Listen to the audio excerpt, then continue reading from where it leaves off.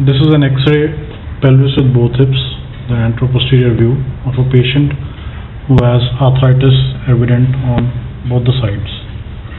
We're going to try to template this patient for total hip replacement, and we'll try to do it on this side first. The first step would be to mark the points on the ischial tuberosity, to mark the teardrop. These are the two lines which actually give you the inclination of the pelvis, and this is where the templating starts. Once you've drawn this interischial line, you get an idea of the tilt of the pelvis and also the limb length discrepancy. The next point could be the highest point of the lesser trochanter. Once you've done that, it gives you an idea regarding what is the shortening, what is the limb length discrepancy on the two sides. So it's around 1.8 on this side and around 3.6 on the other side. So we know that there is a difference of 8 millimeters on the two sides.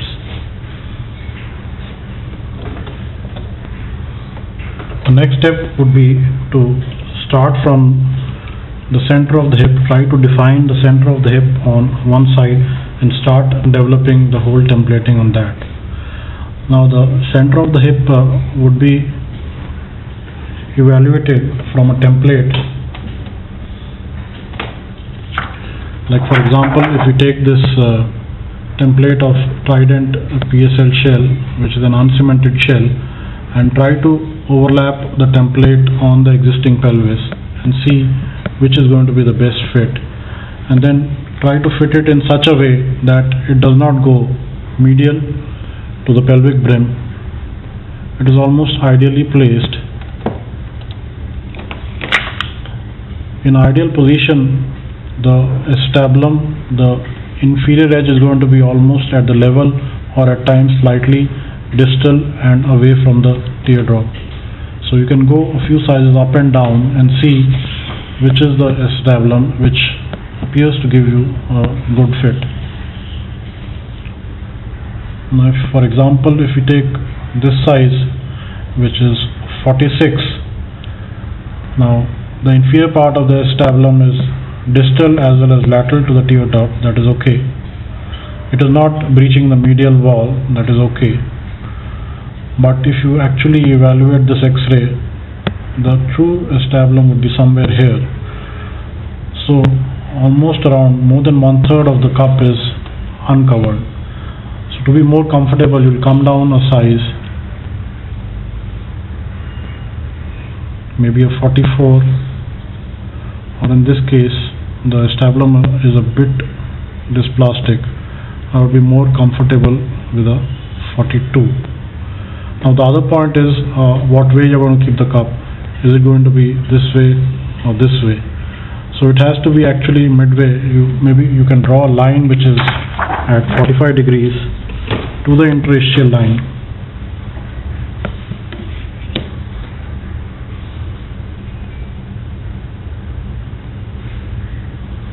Now that's around 45 degrees.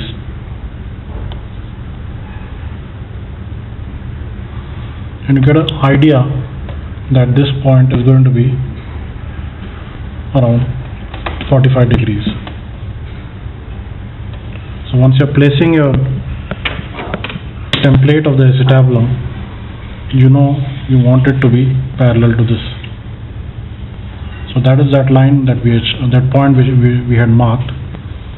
And now trying to choose a cup of 42 seems to be okay in the sense that it is not breaching the medial side. It is slightly distal and lateral to the teardrop, and it is less than 1/3 uncovered when kept at an angle of around 45 degrees. So once you've done that, you can start marking your points.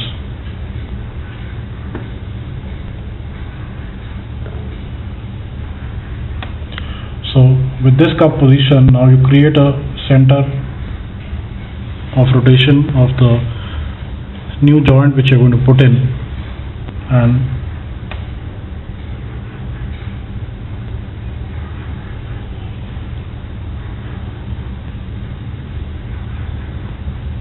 this is the cup which will finally be placed.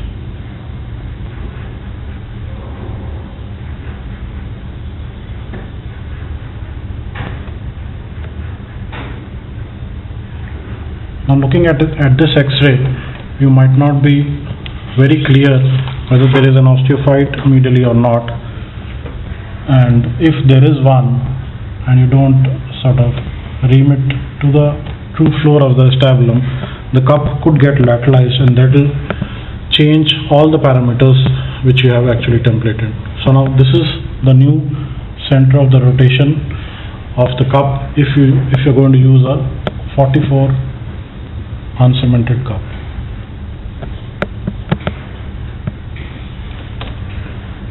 Once you've done that, you start going to the femoral side.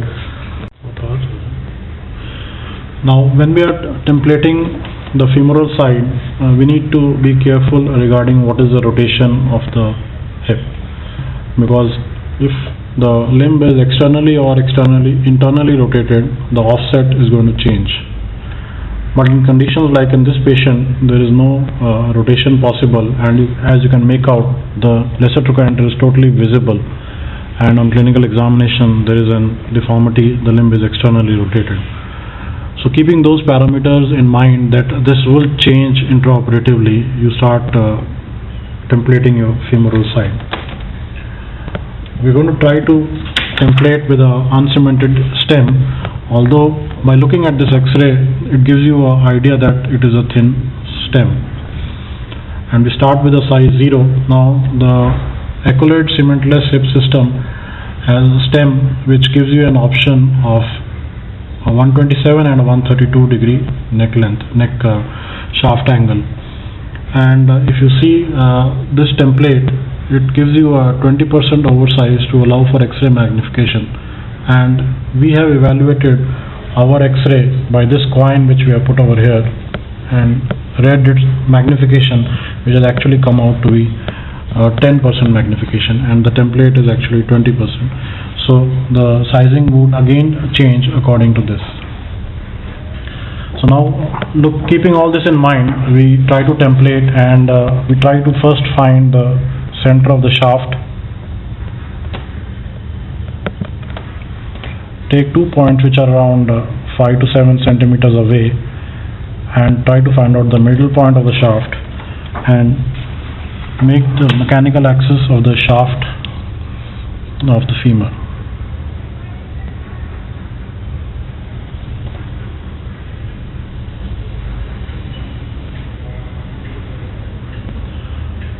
Now, due to the rotation, you can actually not clearly visualize the tip of the trochanter and the piriform fossa, but this would be the mechanical axis of this patient in this rotation. Once you've done that, you take your template, the AP view, and try to overlap it on the femoral side on this line, and come from top and try to get the best fit.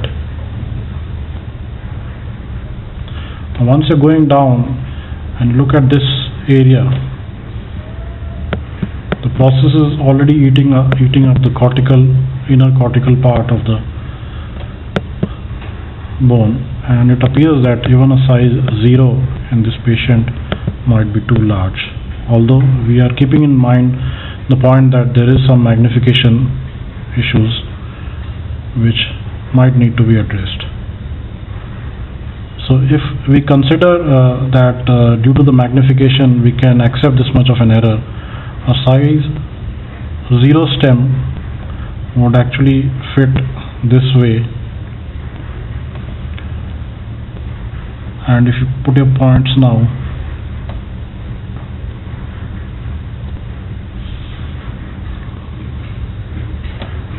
it gives you an idea about where the osteotomy at the neck is going to be. Invariably, it's best to measure it from the most prominent point of the lesser trochanter. It will be somewhere here, and this measurement can be used intraoperatively. Take the template behind the X-ray and try to mark you're trying to overlap the same points which we had used.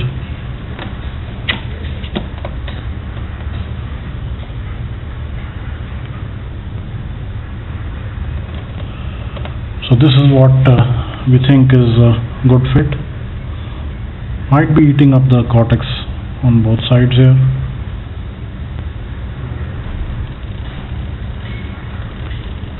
Once you started drawing this, you see that at the calcar point it is actually eating off the whole calcar.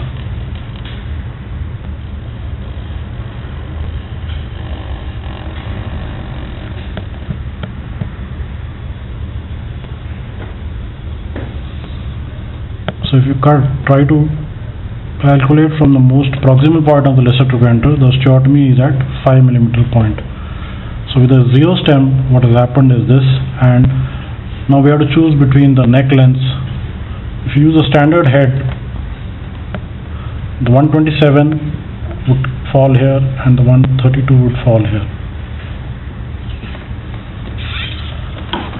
Now as you can see, a cemented stem is not going to be possible in this patient. It is gone, the proximal part of the stem is actually gone, medial to the cortex, and a size 0 is also not possible. You might require a smaller CDH stem or a cemented stem in which there would be some amount of play because of the cement mantle. But if we continue our templating with this itself, we know that these are the 2 points. This is by the 127 and this is by the 132, and this is the center of rotation of the head. So if you measure these 2 points, there would be a lengthening of almost 2 centimeters if we use a 127, and there would be a lengthening of almost 2.5 if we use a 132 neck length with 0 head and a 0 size stem. And we had preoperatively seen that there is a discrepancy of around 8 millimeters as compared to both these sides, this size being shorter. And if you go by other parameters, the interischial line is actually pretty distal. In an average population, it would be going across the inferior border or even at times at the tip. So there is some amount of lengthening which is going to occur, and if we use a 0 size head with a 127, we are going to have a lengthening of 2 centimeter, which will also at times give you some idea that what amount of stretch is going to come on the sciatic nerve. Now if we have to play around with this neck length, we can go with a minus head, or we can go with a plus head. Now these parameters are going to change the offset as well as the leg length. So if we use a -4, we're going to come down at this point and maybe the lengthening would be only 1.5. So these are the parameters we need to remember intraoperatively, because things would change once we have come to the actual patient. So now what we have done is a 0 stem, 127 neck shaft angle with a 0 or a standard neck, and the osteotomy level is around 5 millimeter from the most proximal point of the lesser trochanter. Now we need to keep in mind that in this patient we might have to template even the cemented, because there might be a possibility that the 0 uncemented approach is just not going in. Let's demonstrate the same thing on the opposite hip. So now we're trying to do a cemented stem. This is an exitor stem which has two offsets in the 0 size, and we've already done the tabular templating to the same size of 44. We found the center of rotation of the cup, and we'll again mark the midline of the stem.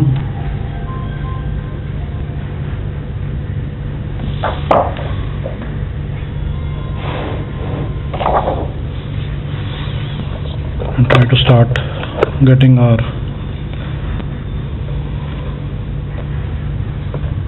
template into position, which gives you the best fit. Now this template has two lines next to the processes, which are markings which give you a amount of cement template. The first line is at 2 millimeters and the second is at 4. So I'm trying to template the first line, which is at 2 millimeter, with the cortices of the bone, and trying to keep the midline. Let us mark the midline first.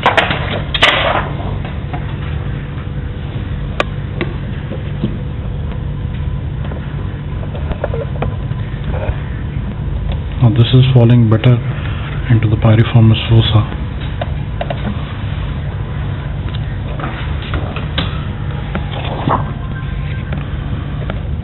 So now again coming down and trying to look at the first graduated mark, which is at 2 millimeter. The process is in line with the mechanical axis which we have drawn, and also considering where the neck of this patient could have been. If you see, this is the original neck which is left, and somewhere there would be the top. We might be able to sink the stem a bit more. That should be it. So again you see that some amount of cortex is being eaten off.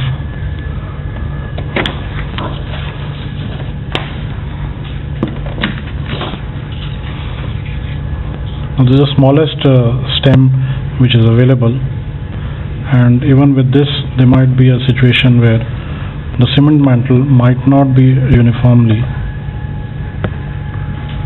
2 millimeters.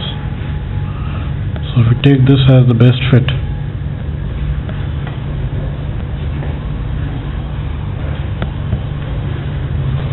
the process is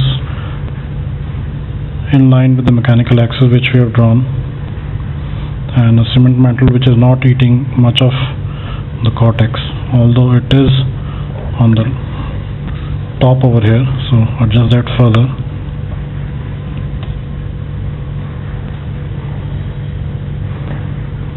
That's looking a bit better.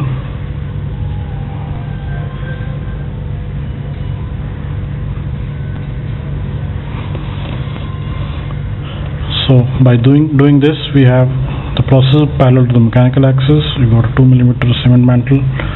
Your neck is not eating away the calcar medially. You have these 2 points which are marked on the processes, which guide you how much you're going to sink the processes, and this is the center if you use a standard head.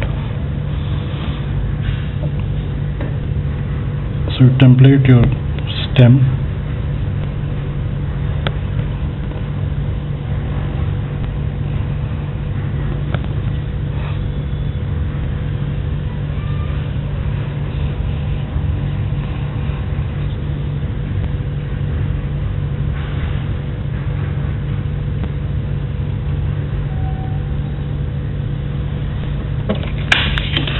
So let's see what is happening to the leg length once you've done this.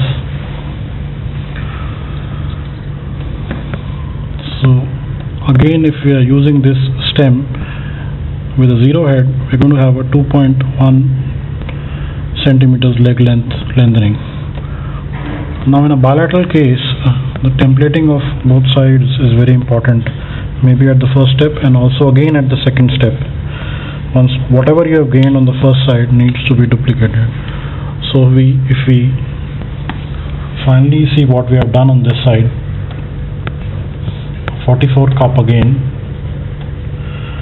a size 0 stem which is cemented, and a standard neck length which is giving us a lengthening of 2.1 centimeter. Neck osteotomy in a cemented does not matter much, but we know that it's going to be pretty close to the top of the lesser trochanter. There would be various other things which in a less deformed case you would measure. One is the distance between the lesser trochanter and the center of the head. If you do it preoperatively, it is invariably between 5 to 6 centimeters, more closer to 5, and not in this case because we actually can't make out where the head is, and we try to recreate that intraoperatively. You can also check that again before knocking off the neck, and imaginary center of the head and distance to the top of the lesser trochanter is a guide once you're finally trialing your implant. So you need to have various tools. Preoperative lens are going to help you. Now there would be other issues in this patient that we are not very sure about what type of an acetabulum this patient is having, because the X-ray is pretty disorganized and you can't make out whether the posterior wall is there or not. So it is important in such cases to have a CT scan done, which will give you a better idea of what is the acetabulum like. Now if you look at this cut, which is showing you the deformed head, the trochanter and the neck, and interestingly the floor of the acetabulum is filled with more bone than what is normally there. You can see here that actually the cotyloid fossa is covered by a roof of bone. So you are very sure that you don't require any posterior wall reconstruction. No bone graft or cage is going to be required, and in fact you will need to get to the true center, to the true bottom of the acetabulum by reaming vertically first. Now if you come to these coronal sections, the same thing is interestingly visible here, in which the head is pretty far away from the true floor.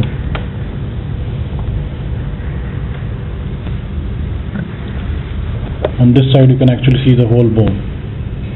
So the CT scan helps you in knowing what the acetabulum is like, whether you need to reconstruct the posterior wall. You are very updated about the floor, and you have to get off this bony plate. Only then you will get to the fat pad and to the true acetabulum.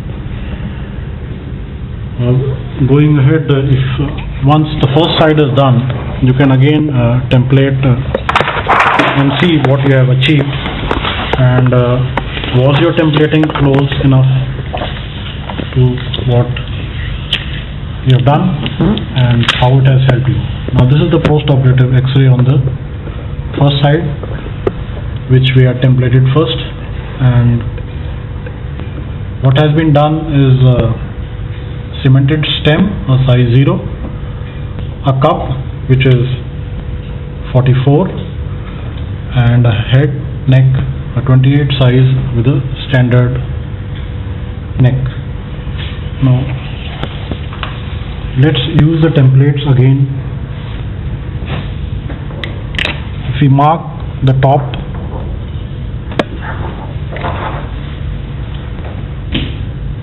the same lines. First is the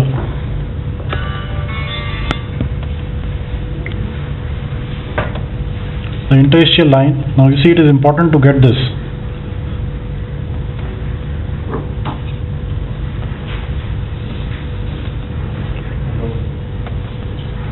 And this is the top of the lesser trochanter, and the same thing here. So what we have achieved is 1.4, which was actually 2.8 to start with, and so we have gained a length of 1.4 millimeters, and the opposite side on this post-operative X-ray is 2.6.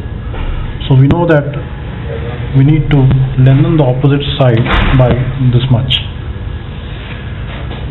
The other things, the center of the head. Now this is the teardrop, not very clear on this side, and you can see that the distal tip of the cup, as preoperatively planned, is distal and away. You could have got a bit more medial, taken off a bit more bone. So knowing that you've not done that, your center of head would have lateralized a bit. Again, the lateral posterior coverage is as we had planned preoperatively, and now you can see once the post-operative X-ray, the rotation is possible, and this is what is the offset which has been recreated. So now on the opposite side, we know that what head length, what neck length is to be used to recreate a lengthening which should be around 8 millimeters. So once we have started the templating on the opposite side, we know that we need a lengthening of around 8 millimeters, and we start again trying to search the center of the new hip. Now this would be at 45-degree inclination. The distal tip is lateral and distal. We use the same side cup.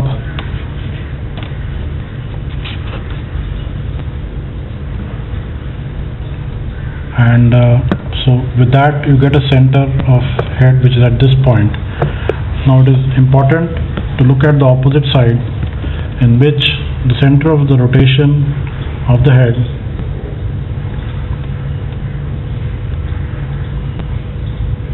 is around 5 millimeters proximal to the teardrop. Now this is important to recreate, to have a similar symmetry on both the sides. If you look at this side, it is a bit more on the higher side, maybe 2 to 3 millimeters. So get down your cup a bit, and this gives you what you want actually, is a similar center of rotation of both sides.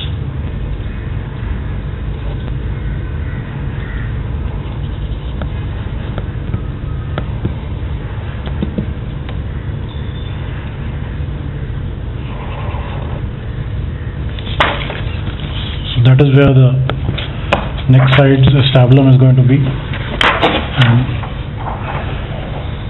going to the femoral side, we are pretty sure of what implants are going to be used. The only thing which needs to be correct on this side is going to be the neck length, the limb length, as well as the offset. So we'll use the same size 0 cemented .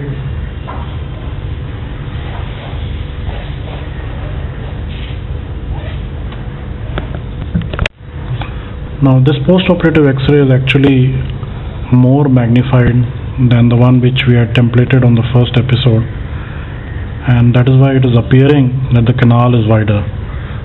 By checking the Coin method, the magnification in this X-ray is actually 30%. You can also check the magnification in this case by measuring the head size, because the head size is 28, and whatever it is magnified to gives you the magnification.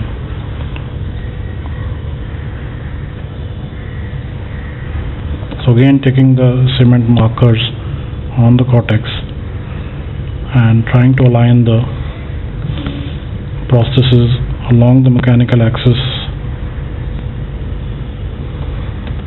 This should be pretty close to what we want. The graduated 2 millimeter marker, that's the piriform fossa, that's the inferior part of the neck. And with all this, you're going to have, with a 0 neck, the center of head which is going to lie here.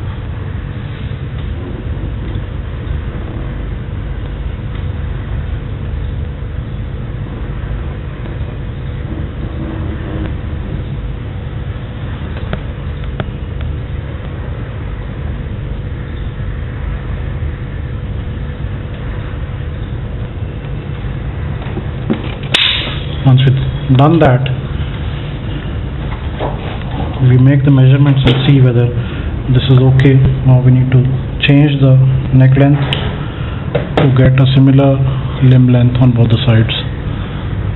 So what we see is that with this type of a neck stem and a cup center, we're going to get a 2.1 centimeter lengthening, and the difference 1.4, 2.6 actually, 2.6. So that is around 1.2, and what we are getting with this is almost 2. So what we have to do is maybe use a minus head, and which will take away 5 millimeters, and will be pretty close to what we have. But we need to be careful. If we don't medialize our cup properly and the cup is lateral, the center of head is going to come out, and then all the parameters would change. So considering if we do most of the surgical technique properly with a 44 cup on this side, with a -4 neck, with a 0 size stem, we should almost be equalizing the limb length. In bilateral cases, you have a leverage of adjusting the second limb length once you've done the first one, but in a unilateral case you need to do it with the primary. These are certain basic things which need to be followed to plan a templating, and the more cases we do, we keep learning, and we learn to play with the neck length, the limb length, and the offset. And to manage these conditions, we're getting newer designs which give us modularity at the neck shaft length. With the same 0 stem size, you can actually get neck shaft angles in different angles, as well as your offset with different offsets. Thank you.